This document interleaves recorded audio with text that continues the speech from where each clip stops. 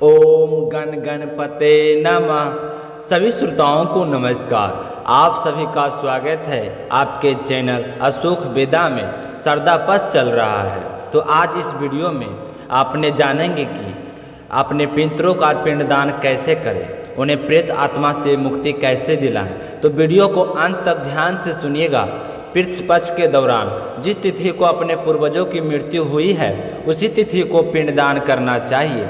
गया जी में पितरों के पिंडदान के लिए दूर दूर से आते हैं। पितृपक्ष के समय तिल और सत से तर्पण करने का विधि विधान है। सत से तिल मिलाकर दक्षिण से परिक्रमा करते हुए इस मिश्रण का छींटा दिया जाता है। साथ ही पिंडदानी को परिक्रमा के दौरान प्रार्थना करनी चाहिए कि जो भी पितृ है वह इस सत्तू तिल से तृप्त हो जाए। फिर पितरों के नाम से जल चढ़ाकर प्रार्थना करनी चाहिए। और मोक्ष की नगरी गया में दिशा की ओर लगभग 10 किलोमीटर की दूरी पर एक प्रेतशिला है।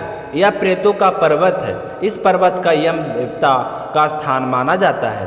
गया श्राद्ध करने वाले प्राणियों के लिए यह भी बहुत बड़ा से विशिष्ट है। प्रेतशिला पहाड़ी के ऊपर एक छोटा सा यमराज का मंदिर भी है। उस मंदिर के परिसर में तीर्थयात्री चावल तथा आटे का पिंडदान करते हैं। यहाँ पर पिंडदान करने से मृत आत्मा यम की यातना से मुक्ति हो जाती है। प्रेत से शिला पहाड़ी के ऊपर मंदिर तथा उसका पार्श्व भाग जहाँ तीर्थयात्री पिंडदान करते हैं उसका निर्माण कोलकाता में किसी धर्मरागी व्यवसायी ने 1947 में करवाया था। इस पहाड़ के नीचे 3 कुंड है जिन्हें सीता कुंड, निगरा कुंड और सुख कुंड कहा जाता है। इसके अलावा भगवान यम के मंदिर के नीचे समतल में एक चौड़ा कुंड है जिसे राम कुंड कहा जाता है। मान्यता है कि वनवास के दिनों में भगवान श्री राम ने इसी कुंड में स्नान किए थे। इस स्थान पर पूर्वजों का पिंडदान भी किया जाता है। यहाँ कुल मिलाकर 5 वेदियाँ हैं: प्रेतशिला, रामशिला, रामकुंड, ब्रह्मकुंड और कारकनवन। वेदियाँ 5 वेदी के नाम से प्रतिष्ठित है। गया श्राद्ध के नियमित आने वाले तीर्थयात्री श्रद्धा क्रम से दूसरे दिन पंचवेद पर पिंडदान करते हैं। दूसरे दिन स्नान कर नित्य क्रिया से निवृत्त होकर प्रेतशिला सहित 4 वेदियों पर जाना होता है। सर्वप्रथम प्रेतशिला पर ब्रह्मकुंड का स्नान तर्पण कर पिंडदान करें। तीर्थों में श्रद्धा रखकर प्रणाम करके पवित्र जल से पवित्र होकर बैठकर श्रद्धा पिंड का दान करना चाहिए। ब्रह्मकुंड श्राद्ध करके प्रेतशिला पर 750 सीढ़ियाँ चढ़कर ऊपर से सत्तू का पिंडदान करना चाहिए। अगर कोई कारणवश चढ़ने में असमर्थ है तो नीचे ही पिंडदान कर सकते हैं। सत्तू से में तिल मिलाकर दक्षिण पश्चिम होकर उत्तर पूर्व से इस क्रम सत्तू को छींटकर प्राप्त करनी चाहिए। हमारे कुल में जो भी पितर प्रेत योनि में है वह सभी तिल मिश्रित सत्तू से तृप्त हो जाएं। फिर उनके नाम से जल चढ़ाकर प्रार्थना करें। ब्रह्मा से लेकर चिट्टी पर्यत चराचर जीव मेरे इस जलदान से तृप्त हो जाए। ऐसा करने से उनके कुल में कोई भी प्रेत नहीं रहता गया है। मैहित पिंडदान क्यों किया जाता है? क्योंकि गया को विष्णु का नगर माना जाता है, जिसे लोग विष्णुपद के नाम से भी जानते हैं। यह मोक्ष की भूमि कहलाती है। विष्णु पुराण के अनुसार यहाँ पूर्ण श्रद्धा से पितरों का श्राद्ध करने से उन्हें मोक्ष की प्राप्ति होती है। मान्यता है कि गया में भगवान विष्णु स्वयं पितृदेवता के रूप में उपस्थित रहते हैं, इसलिए इसे तीर्थ भी कहते हैं। ऐसी मान्यता है कि त्रेता युग में राम भगवान, लक्ष्मण और सीता जी राजा दशरथ के पिंडदान के लिए यहीं पर आए थे। और यही कारण है कि आज पूरी दुनिया में अपने पूर्वज को मोक्ष प्राप्ति के लिए गया जी जाते हैं। गया जी के श्रद्धा क्रम से 1 दिन से लेकर 17 दिनों तक का होता है। हमारे हिंदू धर्म में पितृपक्ष का विशेष महत्व होता है। पितृपक्ष के समय पितरों यानी कि पूर्वजों के लिए समर्पित होता है। इसकी शुरुआत भाद्रपद माह के शुक्ल पक्ष की पूर्णिमा तिथि से होती है, जो आश्विनी मास की अमावस्या तिथि को समाप्त हो जाती है। तो इन दिनों घर में किचन में मीट, मांस, मछला, लहसुन, प्याज, मसूर की दाल भूलकर भी नहीं बनानी चाहिए। ऐसा करने से पितृदेव नाराज हो जाते हैं और पितृ दोष लगता है। इसके साथ ही इस दौरान जो लोग पितरों का तर्पण करते हैं उन्हें शरीर पर साबुन और तेल का प्रयोग नहीं करना चाहिए। पितृपक्ष के दौरान नए कपड़े, भूमि भवन सभी प्रकार के मांगलिक कार्य वर्जित होते हैं। इस बात को ध्यान में रखते हुए कोई भी मांगलिक कार्य करने से बचना चाहिए। कहते हैं कि नियमित रूप से 16 दिन तक हम इस कथा को सुनते हैं तो हमें पितरों का आशीर्वाद मिलता है, जिसके चलते हमारे घर में सुख सौभाग्य का वास होता है, अन्न धन के भंडार भरे रहते हैं और संतान पद से कभी भी कोई परेशानी का सामना नहीं करना पड़ता है। बोलिए श्री कृष्ण भगवान की जय हो। कथा के अनुसार कुंती के ज्येष्ठ पुत्र कर्ण की जब मृत्यु हुई तो मृत्यु के बाद में उनकी आत्मा स्वर्ग लोक में पहुंची। वहां पहुंचते ही उन्हें भूख लग गई थी तो उन्हें खूब सारा सोना और गहने दिए गए थे। कारण कि आत्मा को कुछ भी समझ में नहीं आ रहा था, वह तो भोजन के आस लगाए बैठे थे। तो सोना और गहने देखकर कर्ण ने देवता इंद्र से पूछा कि हे भगवान, ये सब क्या है? मुझे भोजन की जगह सोना क्यों दिया गया है? मुझे तो बड़ी जोरों से भूख लगी है। तो कर्ण की बात सुनकर देवता इंद्र ने कर्ण को बताया कि आपने जीवन काल में पूरा जीवन सोना ही दान किया था, लेकिन अपने पूर्वजों को और किसी गरीबों को, असहाय को खाना दान में कभी नहीं दिया था।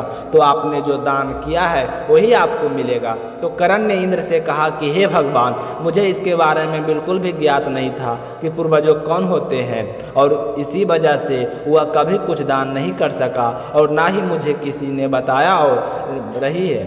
बात गरीब और असहाय लोगों की है तो वह तो सोना लेकर बहुत ही खुश होते थे, तो मैंने उसकी खुशी के लिए सोने का दान किया करता था। इन सब बातों के बारे में मुझे तो यहाँ आकर पता चला है। मुझे गलती सुधारने का मौका दीजिए और मुझे कुछ दिनों के लिए पृथ्वी पर वापस भेज दीजिए। तो भगवान इंद्र ने कर्ण की बात मान ली और उन्हें 16 दिन का जीवन दान देते हुए पृथ्वी लोक पर भेज दिए। का याद करते हुए उनका श्राद्ध किया और उन्हें भोजन दिया। पूरे विधि विधान से उनका तर्पण किया। फिर भी 16 दिनों तक यही कार्य करते रहे। 16 दिनों बाद जब वह स्वर्ग लोग गए तो जो चीज़ों का उन्होंने दान किया था वही चीज़ें उन्हें वहाँ पर बड़ी ही आसानी से मिल गई। तो यह देखकर राजा कर्ण बड़े ही खुशी हुए। तभी से इन 16 दिनों की अवधि को पितृपक्ष कहा जाता है। कहते हैं कि इन दिनों में इस कथा को पढ़ने अथवा सुनने सुनाने का बहुत ही अधिक महत्व है। जो कोई व्यक्ति अपने पितरों का तर्पण करके इस कथा को सुनता है और रोजाना के नियमित रूप से सूर्य भगवान को जल अर्पित करता है तो उसके पितृ उनसे बहुत ही प्रसन्न होते हैं और सुख सौभाग्य का आशीर्वाद देते हैं। पितरों के आशीर्वाद से मनुष्य के जीवन में कोई भी चीज़ की कमी नहीं रहती है। आप सुनते हैं दूसरी कथा। यह कथा 2 भाइयों की है। लोक कथा के अनुसार जोगो तथा भोगो 2 सगे भाई थे। दोनों भाई अलग अलग रहते थे। जोगे धनी था और भोगे गरीब था। फिर भी दोनों भाइयों को बड़ा ही प्रेम था। जोगे बिल्कुल ही साधारण व्यक्ति था, उसे कोई घमंड नहीं था, परंतु जोगो की पत्नी को धन का बहुत ही अभिमान था। किंतु भोगे की पत्नी बड़े ही सरल हृदय वाली थी। एक बार पितृपक्ष आने पर जोगे की पत्नी ने जोगे से पितरों का श्राद्ध करने के लिए कहा। तो अपनी पत्नी की बात सुनकर जोगे ने कहा कि यह तो व्यर्थ का कार्य है, मरने के बाद भी कभी कोई भोजन करता है। मैं इन सब बातों को बारे में नहीं मानता हूँ। यह कहकर वह टालने की चेष्टा करने लगा, किंतु उनकी पत्नी के मन में था कि यदि ऐसा नहीं करेंगे तो लोग बातें बनाएंगे। श्राद्ध करना तो कोई जरूरी नहीं है। उस दिन तरह तरह व्यंजन बनाकर अपने मायके वालों को बुलाऊंगा। दिखाने का यह बहुत ही उचित मौका है। भाभीियों को भी पता चलना चाहिए कि मैं कितनी अमीर हूँ। तो अपने अभिमान के चलते हुआ कहने लगे कि स्वामी, शायद आप मेरी परेशानी की वजह से ऐसा कह रहे हैं कि मैं इतना भोजन कैसे बनाऊंगी, किंतु मुझे इसमें कोई परेशानी नहीं है। तो अपने पितरों का तर्पण और श्राद्ध करनी चाहती हूँ, क्योंकि यह हमारा फर्ज बनता है। अगर मुझसे अकेली से यह कार्य नहीं हुआ तो भोगे की पत्नी को बुला लूँगी, दोनों मिलकर सारा काम कर लेगी। तो अपनी पत्नी के मुंह में समझदारी की बातें सुनकर जोगे बहुत ही खुश हुआ और उसने कहा, भी ठीक है, अगर तुम यही चाहती हो तो जरूर करो, मुझे इसके बारे में कोई पता नहीं है। जोगे के हाँ कहते ही जोगी की पत्नी ने जल्दी से अपने मायके वालों को समाचार भिजवा दिया और जिस दिन अपने पितरों का श्राद्ध था उस दिन भोगे की पत्नी को बुला लिया। तो भोगे की पत्नी को तो बड़े ही सरल स्वभाव की थी। वह सुबह जल्दी आकर काम में जुट गई। उसने सारी रसोई तैयार करके घर की साफ सफाई में फिर श्रद्धा और तर्पण करने के बाद में सारा काम निपटा कर अपने घर आ गई। आते समय उसने अपनी जेठानी से कहा था कि जेठानी जी, मैं घर जा रही हूँ, मुझे तो घर जाकर श्रद्धा कर्म करना है। तो यह सुनकर ना तो जोगे की पत्नी ने उन्हें रोका और ना ही रुकी, ना उसे भोजन करने के लिए कहा, ना साथ में भोजन बच्चों के दिया। भोगे की पत्नी जल्दी से घर आ गई और घर पहुँचते पहुँचते दोपहर हो गई थी। पितर भूमि के उतरे थे तो जोगे भोगे के पितर पहले जोगे के यहाँ गए तो वहाँ देखते ही उसके ससुराल वाले भोजन करने के लिए जुटे है, ना ही उसके लिए श्राद्ध डाला गया है और ना ही उसका कोई नाम ले रहा है। सब बातें करने में मगन थे। तो यह देखकर वह बड़े ही निराश हुए। वहाँ से निराश होकर वह भोगे के घर पहुँचे तो वहाँ क्या था, मात्र पितरों के नाम पर अज्ञारती दे रहे थे। तो पितरों ने उसकी राह को चाटी और भूखे से नदी में तट पर जा पहुँचे। थोड़ी ही देर में गाँव के सारे पितर वहाँ पर इकट्ठे हो गए और अपने अपने यहाँ श्रद्धा की बढ़ाई करने लगे। तो जोगे और भोगे पितर थे वह चुपचाप खड़े थे। तो उन्हें देखकर दूसरे पितरों ने कहा कि क्या बात है, आप इतने चुपचाप क्यों हैं। तो उन्होंने अपनी बधाई सुनाई। फिर सोचने लगे कि अगर भोगे असमर्थ होता तो हमें भूखा नहीं रहना पड़ता, उसे तो खुद 2 जून की रोटी नहीं मिलती है तो हमें क्या खिलाएगा। यह सोचकर उन्हें भोगे पर दया आ गई। अचानक से नाच नाच कर गाने लगे कि भोगे के गर्दन हो जाए, भोगे के धन से भर जाए। तो सांझ होने पर उस दिन भोगे के बच्चों को खाने के लिए कुछ नहीं मिला था। तो वह अपनी माँ से पूछ रहे थे कि माँ, हमें कुछ खाने के लिए दे दो, बड़े जोरे से भूख लगी है। तो उसकी माँ कहने लगी कि बेटा आज तो कुछ भी नहीं है। तो बच्चे कहने लगे कि आप बड़ी माँ हैं, यहाँ गए थे, कितने अच्छे अच्छे पकवान बने होंगे, उनके आपको कुछ नहीं दिया। तो अपने बच्चों की बात सुनकर वह उदास हो गई। तो बच्चों की टालने की गर्द से भोगे ने कहा कि जाओ आंगन में ओदी करके हांडी रखी है, उसे जाकर खोल दो, उसमें जो कुछ मिले मिल बांट कर खा लेना। तो बच्चे भागे भागे वहाँ पहुँचे। तो वहाँ जाकर बच्चों ने देखा कि एक हांडी ओदी करके रखी है। जैसे उनकी हांडी को सीधा किया तो उसके अंदर तो सोने की मोहरों से भरी पड़ी है। तो दौड़े दौड़े माँ के पास आए और कहने लगे कि हाँ, हांडी के अंदर तो सोने की मोहरें है, उनका हम क्या खाएं। तो अपने बच्चों की बात सुनकर वह बाहर आई और देखा तो वह भी हैरान हो गई। इस तरह उनके घर में खूब धन्य धान हो गया और अपने पति से बोली कि जाओ सोने की कुछ मोहरें लेकर बाजार जाओ और खाने पीने का सामान लेकर आओ। देखो बच्चों किस तरह भूखे से खाने के लिए आस लगाए हैं, बैठे हैं। तो अपनी पत्नी के कहने पर भोगे कुछ मोहरें लेकर बाजार गया और खाने पीने का सामान लेकर आ गया। फिर सबसे अच्छा भोजन बनवाकर मिलकर बांधकर भोजन किया।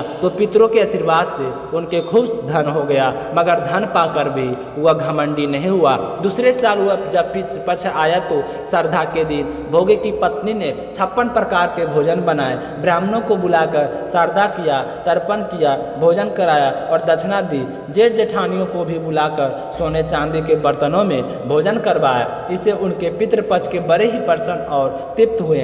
पितरों के आशीर्वाद से भोगे का घर सुखी और संपन्न हो गया। तो यह कथा जो भी श्रद्धा पक्ष के दौरान 16 दिन तक नियमित रूप से सुनता है उन्हें अपने पितरों का आशीर्वाद मिलता है। कथा समाप्त होते ही श्री कृष्ण की जय हो कमेंट बॉक्स में जरूर लिखिए और साथ ही साथ अशोक वेदा चैनल को सब्सक्राइब नहीं किए हैं तो सब्सक्राइब जरूर करें, बेल आइकन को प्रेस करें। मिलते हैं अगली कथा में, तब तक अपना ख्याल रखिएगा। धन्यवाद।